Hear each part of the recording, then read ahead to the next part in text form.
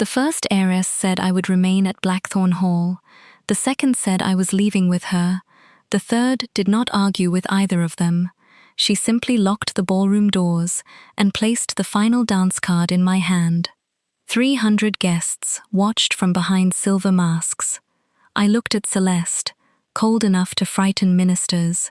Then at Roxanne, who treated laws like inconvenient suggestions. Finally, at Isolde, whose quiet devotion had already inspired 6 love songs and 1 restraining order from a woman who was not me. "You appear to have made 3 different plans for my evening," I said. Celeste's expression did not change. "I was protecting you." Roxanne smiled. "I was rescuing you from her protection." Isolde lowered her eyes. "I only wanted 1 dance." "And which one of you," I asked, "thought to ask what I wanted?" None of them answered. That silence was the moment I finally understood what had happened to me. 30 days earlier, I had entered Blackthorn Hall as a broke live-in companion. Now, 3 billionaire heiresses were fighting over who would keep me, and I was about to teach all 3 of them that being loved by me was not the same as owning me. 3 weeks before the masquerade, my greatest concern had been whether the hospital would give me 7 more days to pay my mother's bill. The answer was no. The woman from the billing department delivered the news in a sympathetic voice, which somehow made it worse. "We can continue treatment," she told me, "but the outstanding balance must be addressed." Addressed was a graceful word for paid. I stared at the number printed beneath my mother's name and considered several reasonable options. Selling my furniture would cover 1 consultation. Selling my laptop would destroy my career. Selling an organ seemed dramatic, although at that point I was willing to hear market prices. I worked as a manuscript translator, converting forgotten journals and historical correspondence into readable English for universities, museums, and wealthy collectors who enjoyed owning dead people's secrets. The work was irregular, underpaid, and usually accompanied by emails beginning with the phrase, "This should only take a few hours." It never took a few hours. My mother had raised me alone, worked 2 jobs, and pretended not to notice when her hands began trembling. By the time doctors diagnosed her neurological condition, we had already spent our savings on appointments designed to tell us we needed more appointments. That evening, while sitting beside her hospital bed, I received an email from Blackthorn Legal Holdings. The subject line read, "Confidential residential contract. Immediate availability required."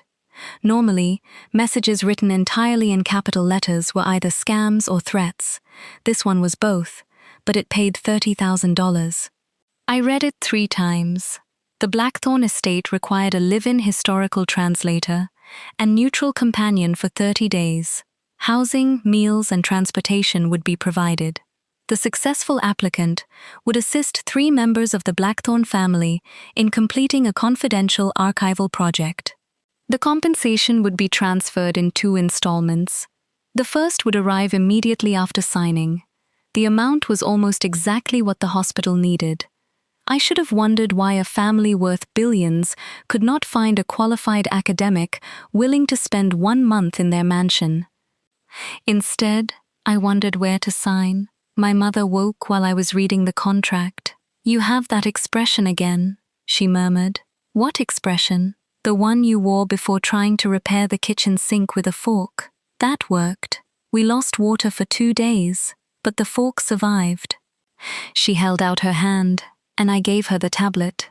Her eyes moved slowly across the contract. "Ilara, it is 1 month. It says residential companion and translator. It also says strict confidentiality, restricted movement, and compulsory participation in family mediation. They are rich. Rich people use terrifying language to describe dinner." She looked unconvinced. So was I. But fear was a luxury that hospital debt had removed from my budget. I signed the contract at 11:47 that night. At 11:49, half the money appeared in my account. At noon the following day, A black car arrived to collect me. Before I tell you what waited inside Blackthorn Hall, tell me this. Would you have accepted the contract? 30 days with 3 strangers in exchange for enough money to protect the person you loved most? At the time, I believed the answer was obvious. Blackthorn Hall stood beyond iron gates and 6 miles of private forest, built from dark stone that absorbed the afternoon light. It was not a house, it was a warning with windows. The driver left me beneath a covered entrance where stone ravens watched from the pillars. Before I could lift my suitcase, the front doors opened. A tall woman in a black suit descended the steps. Celeste Arden did not walk toward people. She advanced upon them. Her dark hair was arranged in a sleek knot, and her expression suggested she had personally rejected the concept of disorder. "Elara Quinn," she said. It was not a question. "Celeste Arden?" Her eyes moved from my worn coat to my suitcase and then to my shoes, which had survived 3 winters through stubbornness rather than craftsmanship. "You are 6 minutes late." The gate guards searched my shampoo. They were instructed to inspect all liquids. "It is lavender. Lavender can conceal chemical agents." I waited for the joke. None arrived. Celeste turned and entered the house, apparently confident I would follow. I did. The entrance hall rose 4 stories beneath a glass dome. Portraits of deceased blackthorns stared down at me with the collective disappointment of people who had never worn affordable shoes. Celeste stopped beside a long table. A new contract waited there. "I revised your employment terms," she said. "I signed the original yesterday. The original failed to include adequate medical coverage, emergency transportation, or personal security." I looked at her. "You added benefits?" "I corrected deficiencies." "Is there a difference?" "Yes." She handed me a pen. I read the first page. My compensation had increased. The estate would cover my mother's treatment for the duration of my employment. A security officer would accompany me whenever I left the property. I should have felt grateful. Instead, I felt the first tightening of an invisible thread. "You already knew about my mother. Your financial distress was included in the background report." There was a background report. Celeste's gaze remained steady. "Blackthorn Hall contains confidential material worth more than several governments. We do not invite strangers inside without knowing why they might betray us. And you decided debt made me safe?" "No. I decided love made you predictable." That should have offended me. Unfortunately, it was also true. Before I could respond, a voice came from the balcony above us. "She is prettier than the photograph." A woman in a red leather jacket swung one leg over the railing. I had just enough time to understand she was sitting 3 floors above the marble floor before she dropped. A hidden cable caught her and lowered her the final distance. She landed directly in front of me. "Roxanne Vey," she announced, offering her hand. Technology division, family disappointment, and occasional public relations catastrophe. Her dark auburn hair had been cut unevenly at her jaw, perhaps by a stylist, perhaps while fleeing an explosion. I shook her hand. "Elara Quinn, translator and current believer in staircases." Roxanne grinned. Celeste did not. "You were prohibited from accessing the security system," Celeste said. "I did not access it. You deactivated 12 cameras. I improved their privacy settings. You entered through a 3rd-floor balcony. The front door felt judgmental. That was me. Yes, I noticed." Roxanne turned back to me and held out a slim silver phone. "This is yours. I already have a phone. You have an archaeological artifact with a cracked screen. It works." It displayed the year as 2009. That was one time. "The battery is swelling." I thought it was emotional. She placed the new phone in my hand. My name was already programmed into it. So were the estate maps, emergency contacts, my translation schedule, and a location-sharing application. A green symbol indicated that tracking was active. "You activated my location?" I asked. "For safety." Celeste's head turned sharply. "Disable it." Roxanne leaned closer to me and whispered, "She only objects because she wanted to install her own version." "I heard that," Celeste said. A piano chord echoed from somewhere beyond the hall. It was low, deliberate, and sad enough to make the house seem colder. Roxanne's smile faded slightly. "She knows you are here." "Who?" The answer came in the form of another chord. Celeste led me through corridors lined with old books, locked cabinets, and paintings of women who looked as though they had inherited both fortunes and grudges. We reached a music room at the western end of the estate. Only half the lamps were lit. A woman sat at a grand piano beneath the tall windows, dressed in pale grey. Her silver blonde hair fell loose over one shoulder. She did not turn when we entered. Instead, she played a melody I recognized, not from a concert, from my own voice. 2 years earlier, I had recorded an anonymous translation of a 19th-century mourning song for a small archival forum. I had removed my name because I was embarrassed by the sound of myself singing.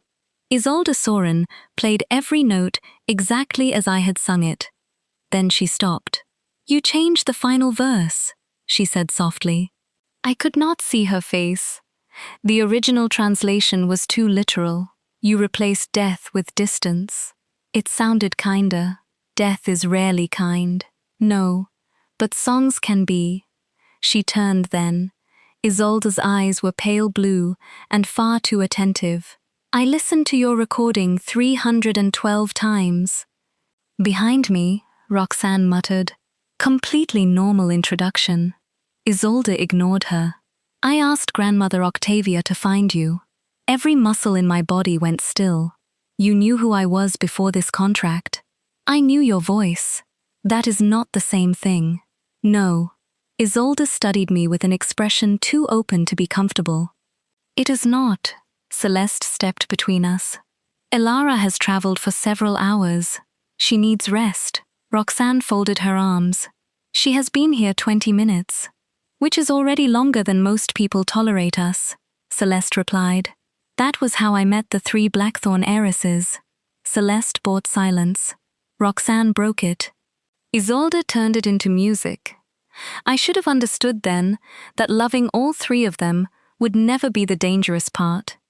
The dangerous part was convincing them that love did not make me theirs. The late Octavia Blackthorn had been grandmother to all 3 women through 3 daughters who had married into different families. Celeste controlled the Blackthorn financial empire. Roxanne owned the technology patents that kept it competitive. Isolde had abandoned corporate life and become an internationally celebrated composer. They had not willingly spent more than 2 consecutive days together in 9 years. Octavia's will demanded 30. According to the family trustee, Gideon Vale, the 3 heiresses could inherit controlling ownership of the Blackthorn Empire only if they remained at the estate and completed a historical exhibition about the company's female founders. If any one of them left, refused to participate, or destroyed project material, the controlling shares would pass to a charitable trust managed by Gideon. My job was to translate journals, organize their collaboration, and prevent murder. The contract used the phrase interpersonal mediation. I knew what it meant. My room overlooked the eastern gardens. It contained a fireplace, a 4-poster bed, and a bathroom larger than my apartment. By the 2nd morning, Celeste had replaced the lock. I discovered this when my key stopped working. A security officer stood beside the door. "Ms. Arden ordered a biometric system," he explained. Why? There was an irregularity in the western corridor. What irregularity? "Ms. Vey entered your room at 2 this morning. Roxanne appeared around the corner carrying coffee. I brought her a charger. At 2 in the morning?" I asked. "You were awake. I was asleep. You had not replied to my message." That is generally what sleep looks like. Celeste approached from the opposite direction. You will now be the only person authorized to enter your room. That sounds reasonable, I said. The system will also notify security whenever you leave. That sounds less reasonable. For your protection. Roxanne handed me the coffee. She means for her peace of mind. Celeste's eyes narrowed. Roxanne smiled and took one step closer to me. Celeste took one step closer too. I stood between two billionaire women engaged in a territorial dispute over who had violated my privacy more respectfully. It was 8 in the morning. I had not yet had caffeine. This is going to be a very long month, I said. From the music room below us, Isolde began playing a bright, amused melody. She had apparently been listening through the open window. The archival project gave us structure. Every morning, we gathered in the sealed library, where Octavia had stored 2 centuries of letters, journals, and business records. The library door required 3 separate keys, one held by each heiress. That should have forced cooperation. Instead, it produced daily arguments about who had arrived last. I translated French correspondence, while Celeste organized financial documents into perfect stacks. Roxanne digitized fragile records using equipment she had assembled herself. Isolde studied handwritten music hidden between factory ledgers and shipping manifests. At first, their attention felt flattering. Celeste noticed when I skipped breakfast and had meals delivered to the library. Roxanne replaced my failing laptop without asking, then transferred every file from the old one before I could object. Isolde left handwritten melodies beneath my door, each titled with something I had said during the day. The first was called Lavender Can Conceal Chemical Agents. The second was The Front Door Felt Judgmental. The third was simply Elara laughing in the library. No one had ever considered my laughter worthy of preservation. That frightened me more than I admitted. Their rivalry became a household sport. Celeste scheduled a formal dinner with me to discuss the Foundation archives. Roxanne cancelled it through the estate calendar and invited me on a midnight drive. Isolde hid both sets of car keys inside the piano and asked me to listen to a new composition. Celeste ordered winter clothes in my size because she said my coat was inadequate. Roxanne added a red motorcycle jacket to the delivery. Isolde embroidered my initials inside a dark blue scarf. I cannot accept all of this, I told them. Celeste looked up from her tablet. The clothing is necessary. The jacket is educational, Roxanne said. The scarf is already yours, Isolde whispered. That is exactly the problem. They stared at me. I should have established boundaries then. Instead, I wore the scarf. Attention is dangerous when you have spent years feeling invisible. It was easy to mistake being studied for being understood. Celeste knew how much money I owed. Roxanne knew every application installed on my phone. Isolde knew how my voice changed when I became tired. None of them yet knew what I wanted. To be fair, I was not certain either. Celeste's care was precise and practical. She never asked whether I was cold before adjusting the room temperature. She simply noticed the way I rubbed my hands and solved the problem. One evening, I fell asleep over a translation. I woke beneath her coat. Celeste sat across from me, reading a file. You stayed? I asked. The library cannot be left unsecured. You could have woken me. You needed rest. That was almost kind. Her mouth moved slightly. Do not tell Roxanne.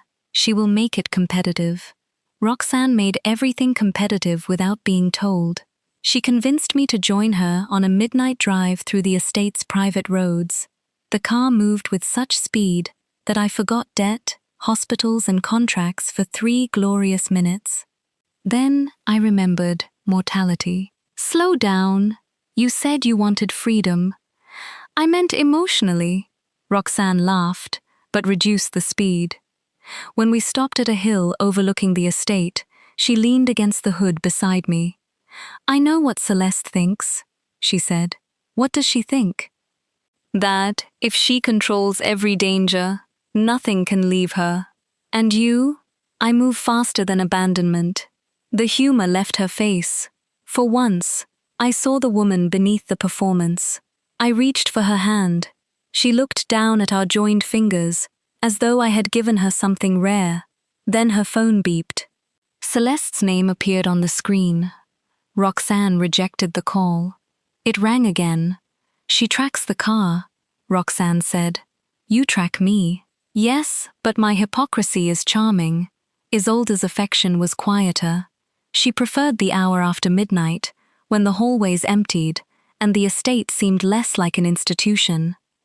I would find her at the piano, composing in darkness. Sometimes she asked me to read translated poetry aloud. One night, I stopped halfway through a page. Why do you record me? Her hands froze above the keys. A small red light glowed beside the piano. You noticed? I am a translator. Noticing hidden meanings is the only reason anyone pays me. Isolde switched off the device. Your voice creates order in my head. That does not make it yours. No. Then, ask. She looked at me with painful seriousness. May I record you reading? Not tonight. Her face fell, but she nodded. All right. It was the first time one of them had accepted a refusal without attempting to solve, negotiate, or overrule it. That should have made Isolde the safest. Instead, it made her the most difficult to resist. On the 12th day, I found the first recording. It was hidden inside a wooden panel behind Octavia's desk. I had been searching for a missing shipping ledger when my fingers caught on a narrow groove. The panel opened, revealing a small audio device and a stack of labeled tapes. The first tape bore my name, Elara Quinn, initial observation. My hands turned cold. I locked the library door and inserted the tape into the player. Octavia Blackthorn's voice filled the room. The companion is not their reward. She is their test. I stopped breathing. Octavia continued. My granddaughters understand acquisition. They know how to purchase companies, silence opposition, and preserve what carries the Blackthorn name. What they do not understand is how to love without control. I sat slowly in her chair. The woman chosen for this project must possess empathy, intelligence, and the ability to resist power. She must also be someone each granddaughter could love, for reasons unrelated to inheritance. A pause crackled through the speaker. Elara Quinn was selected because Isolde already knew her voice. Roxanne had once anonymously funded the translation software she uses, and Celeste had rejected a proposal to acquire the hospital, treating her mother, after learning patients would be displaced. My mind reeled. Their lives had crossed mine before I entered the estate. I had simply never known. The final inheritance decision will depend not on which granddaughter wins Elara's affection, but on whether they can respect her freedom. If they treat her as a prize, they will prove themselves unfit to control the Blackthorn legacy. The recording ended. I sat in silence. Then the library handle moved. Elara? Celeste called. Why is the door locked? I removed the tape and hid it inside my coat. I knocked over a shelf. Are you injured? No. Open the door. That sounded like an order. A pause. When Celeste spoke again, her voice was carefully controlled. Would you please open the door so I can confirm you are safe? It should not have affected me. It did. I opened the door. All three women stood outside. Celeste examined me for injuries. Roxanne glanced at the shelves. Isolde studied my face. You found something, she said. No. You are holding your left wrist. I immediately released it. Isolde's expression tightened. You do that when you are hiding fear. Roxanne stepped forward. What happened? Their concern closed around me. Warm, protective, possessive. I remembered Octavia's words. She is their test. Suddenly every gesture looked different. Had they cared for me because they wanted me? Or because some part of them understood that winning me meant winning everything? I told them I was tired and returned to my room. That night, someone entered the sealed library. By morning, Octavia's desk had been searched. Only 4 people possessed the keys. The 3 heiresses denied entering. The 4th person was Gideon Vale, the family trustee. Gideon arrived at lunch wearing an expensive grey suit and the sympathetic expression of a man who had practiced appearing harmless. He had managed the family trust for 22 years. "Miss Quinn," he said, taking the chair beside mine. "I hope the arrangement has not become uncomfortable." "Why would it?" He looked toward the 3 heiresses. Celeste was discussing security with an officer. Roxanne was pretending not to listen. Isolde was openly listening. "These women are accustomed to getting what they want," Gideon said. "Sometimes they forget that employees have limited choices." "I have choices." "Of course," he smiled. "I only worry that affection may complicate your professional judgment." There it was. He knew about Octavia's test. "Did Octavia choose me personally?" I asked. His smile weakened. "She approved several candidates." The recording said otherwise. Silence spread across the table. Celeste turned first. "What recording?" Gideon's face changed. It happened quickly, but I saw it. Fear. He stood. "Ms. Quinn has clearly misunderstood confidential archival material." Roxanne rose too. "That sounded like confirmation." Isolde's voice was nearly a whisper. "Grandmother recorded everything." Celeste faced me. "What did you find?" I looked at the 3 of them. I wanted to trust them. Then Celeste's security officer approached and murmured something in her ear. Her expression hardened. "Elara, you will move to the secured East Wing immediately." "What?" "Someone searched the library last night. Until I identify them, you will remain where security can protect you." Roxanne pulled out her phone. "I will monitor her location directly." "No," I said. Neither woman appeared to hear me. Isolde took my hand. "Stay in my rooms. No one enters the music wing without my permission." I pulled away. I said no. The room went quiet. Gideon watched us with concealed satisfaction. That should have warned me. Instead, I was too angry to understand why he looked pleased. Celeste moved me to the East Wing anyway. She called it temporary protection. The doors required her authorization after 10 at night. Roxanne activated permanent tracking on my new phone. She called it an emergency precaution. Isolde incorporated my anonymous recording into the symphony she planned to premiere at the Founders' Masquerade. She called it a tribute. Each decision was presented as love. None included my permission. Being wanted by 3 powerful women felt like a dream. Until I realized every door around me required one of their keys. I confronted Celeste first. She stood in her office beneath a portrait of Octavia. "You changed my access permissions," I said. "There was a security breach. You locked me inside the East Wing. You can leave with an escort.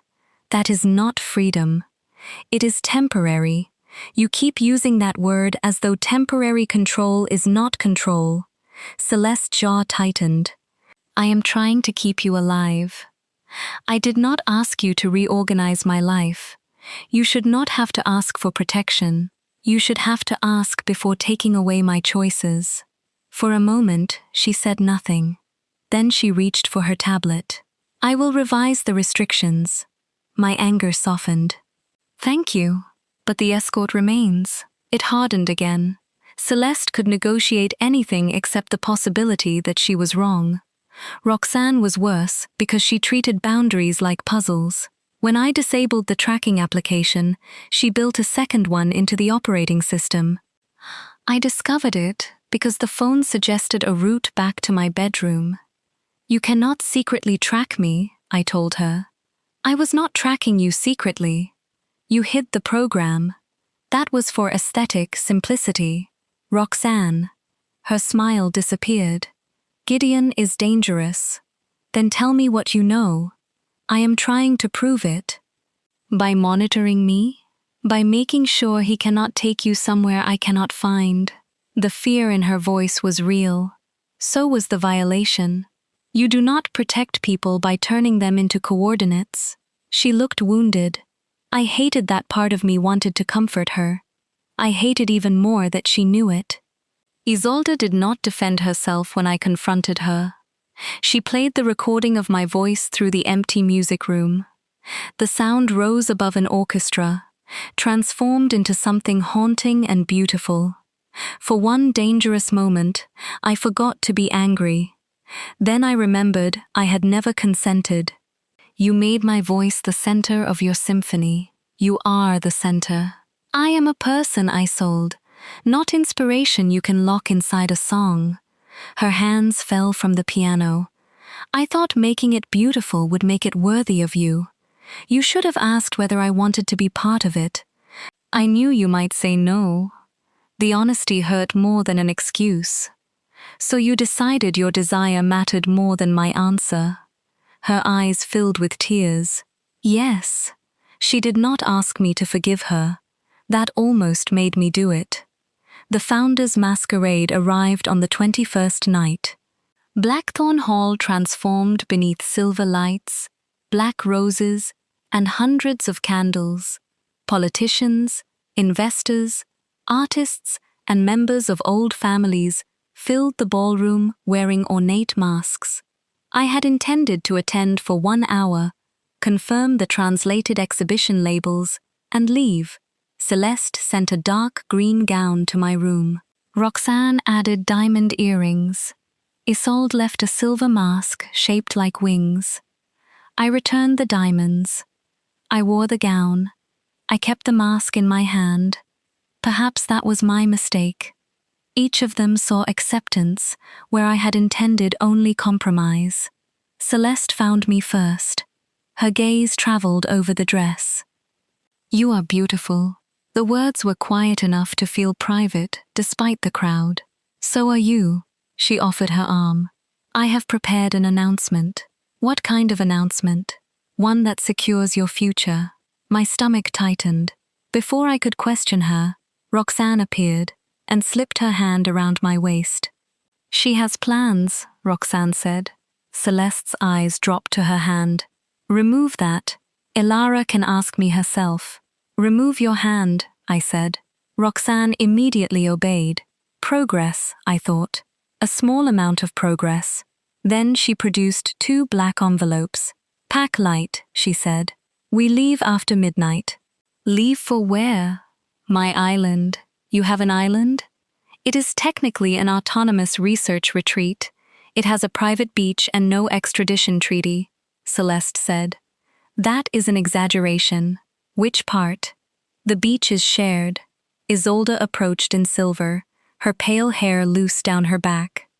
The orchestra began tuning. The premiere is ready, she told me. I thought the symphony was unfinished. I completed it.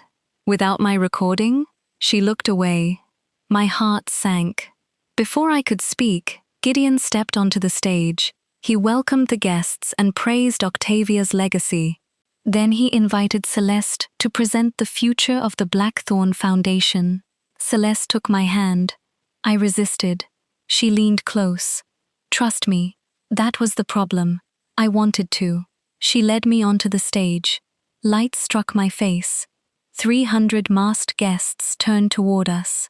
Celeste approached the microphone. The Blackthorn Foundation requires new leadership, she announced. Effective at the conclusion of this inheritance process, Elara Quinn will become its executive director and will remain at Blackthorn Hall. Applause rose. I stared at her. You gave me a job? A career, she whispered. I did not ask for one. Roxane walked onto the stage before I could step away. She cannot direct your foundation from an isolated mausoleum, she told the audience. Elara will be joining me on an international research tour beginning tonight. She lifted the black envelopes. Cameras flashed. Isolde came last. The orchestra shifted into silence as she approached me. "My next symphony is dedicated to the woman whose voice restored mine," she said. She promised me the final dance. I had promised nothing. The first heiress said I would remain at Blackthorn Hall. The second said I was leaving with her.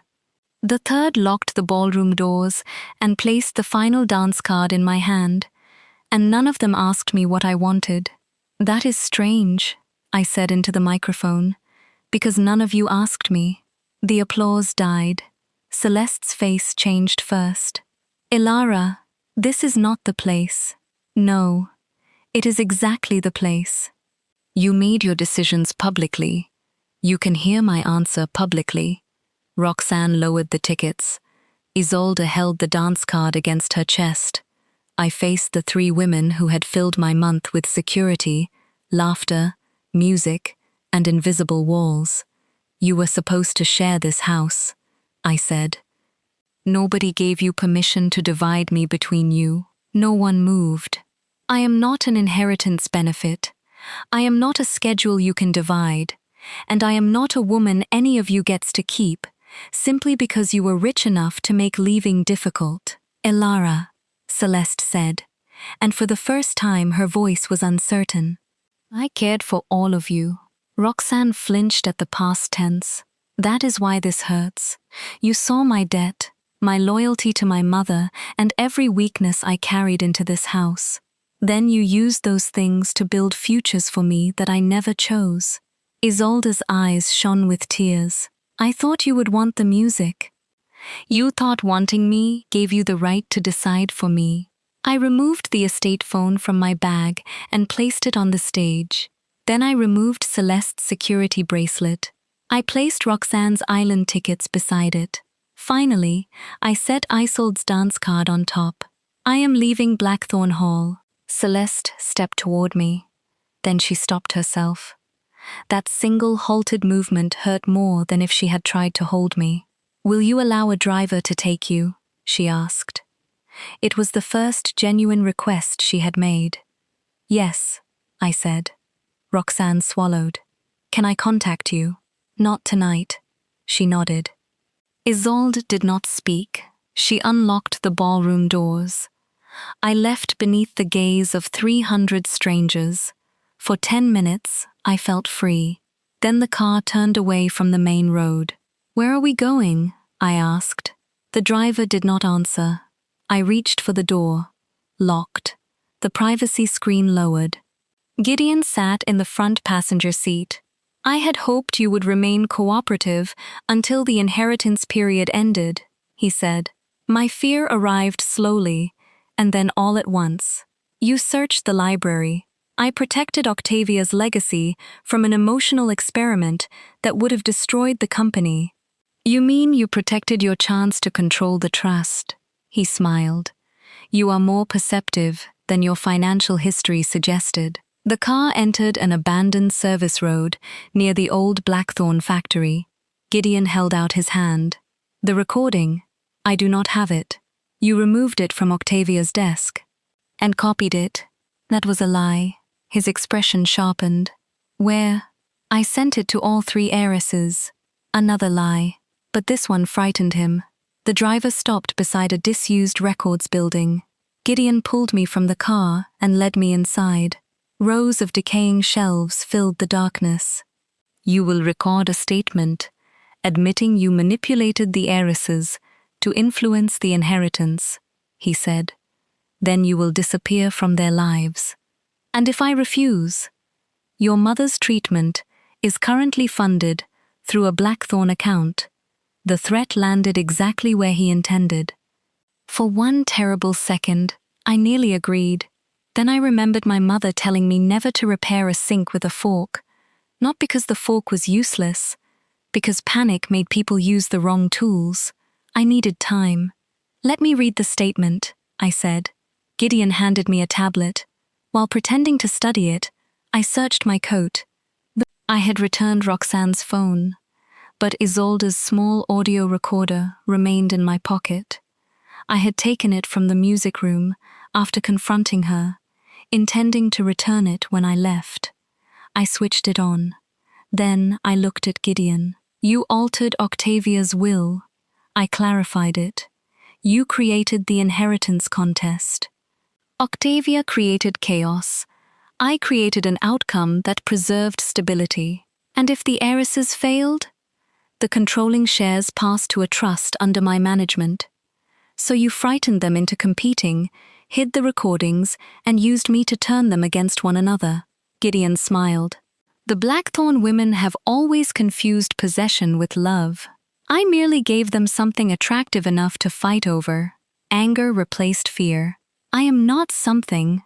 To them, you are. No, I said. To you, I am. His smile disappeared. Outside, engines roared. Not one. 3. The doors crashed open. Celeste entered first, with estate security behind her. Roxanne came through a side window because apparently doors remained beneath her dignity. Isolde followed, carrying no weapon, only the coldest expression I had ever seen on a human face. Gideon grabbed my arm. All 3 women stopped. Elara, Celeste said carefully, may I tell security to move? The question stunned me. Even now, she asked. Yes. Everything happened at once. The lights died. Roxanne had hacked the building's electrical system. Security moved through the dark. Isolde called my name, allowing me to turn toward her voice. Celeste reached me and pulled Gideon's hand from my arm. Within seconds, he was on the floor. Celeste removed her coat and held it out to me. She did not place it around my shoulders. Would you like this? My throat tightened. Yes. Roxanne approached, but stopped several feet away. I traced the car through the estate vehicle system, she said. Not through your phone. Thank you. Isolde's gaze fell to the recorder in my hand. You recorded him. I did. Her lips trembled. You saved yourself. We all did, I said. Gideon laughed from the floor. You think that recording changes anything? She signed confidential agreements. I will call it coercion. I will bury this in court for years. I looked at Roxanne. She smiled slowly. What? Gideon demanded. Roxanne lifted her phone. The founder's masquerade was still visible on the screen. 300 guests remained in the ballroom. So did the live broadcast. You said you copied the recording to us, Roxanne explained. You had not, but it seemed like a good idea, so I connected Isolde's recorder to the ballroom system. Gideon's confession had been broadcast to every investor, politician, and journalist inside Blackthorn Hall. For once, Roxanne's refusal to respect technological limitations was extremely convenient. Gideon was arrested before dawn. The hidden recordings were recovered from a private vault in his office. They proved that Octavia had never intended to give controlling power to the trustee. She had designed the 30-day project to determine whether her granddaughters could cooperate and whether they could love someone without treating her as an acquisition. Technically, they had failed, spectacularly, but Octavia had included one final condition. The test would be judged by the companion herself. The following afternoon, I met Celeste, Roxanne, and Isolde in the sealed library. The 3 women stood before Octavia's desk. None approached me. None touched me. Celeste spoke first. Tell us what happens next. Her voice was steady, but her hands were clenched at her sides. Roxanne looked as though she had not slept. Even if the answer is that we leave.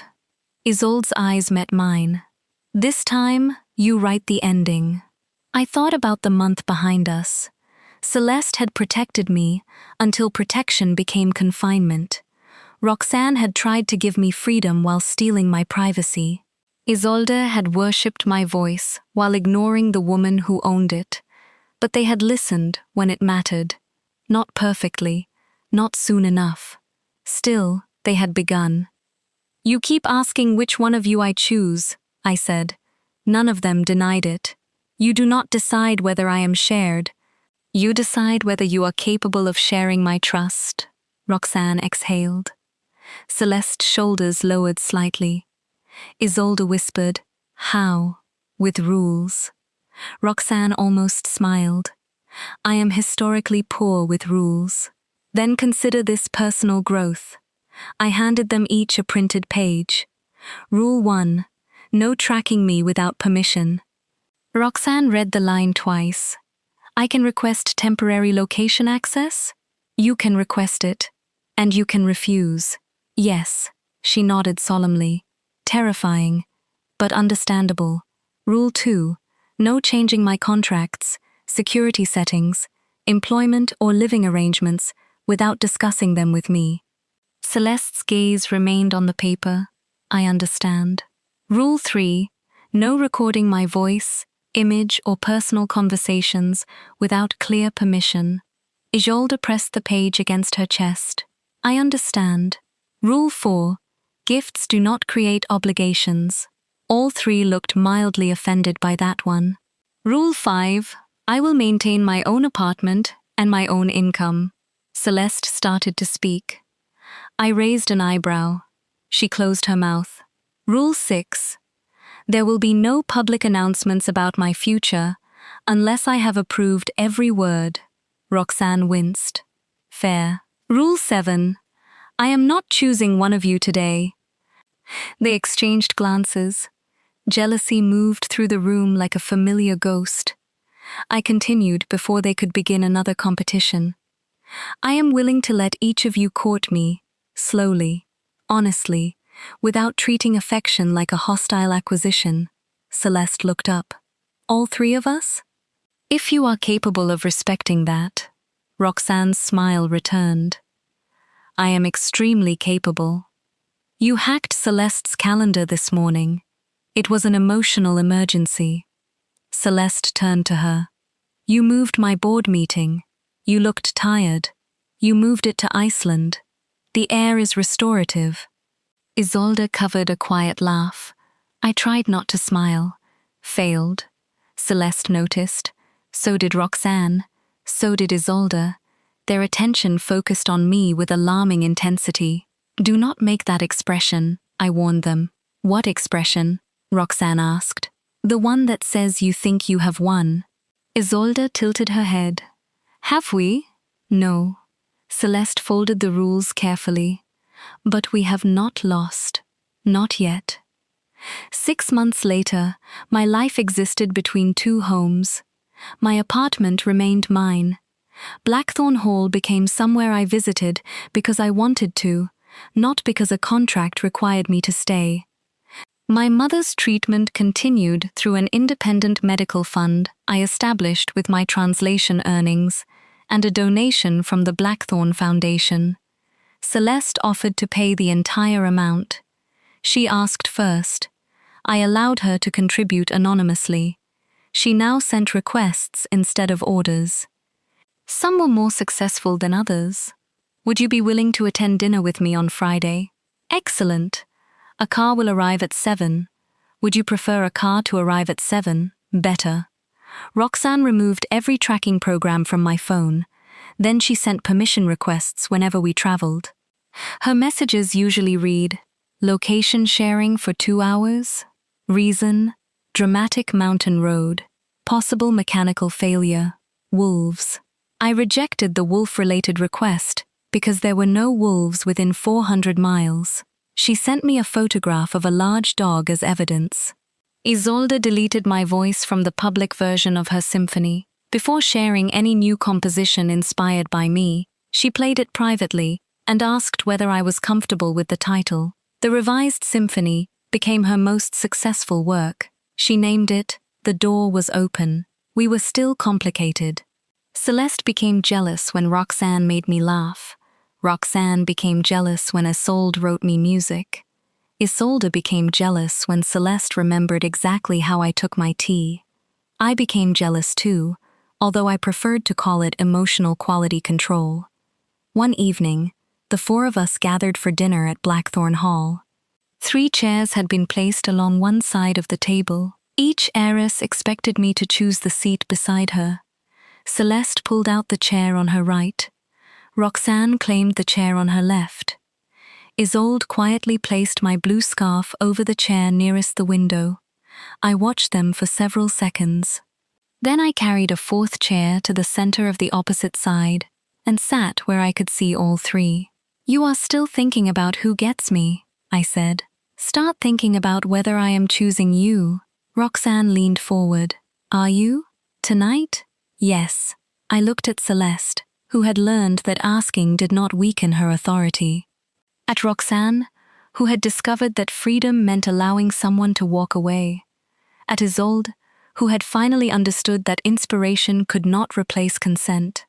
"I am choosing dinner," I said. Roxanne groaned. Celeste hid a smile behind her glass.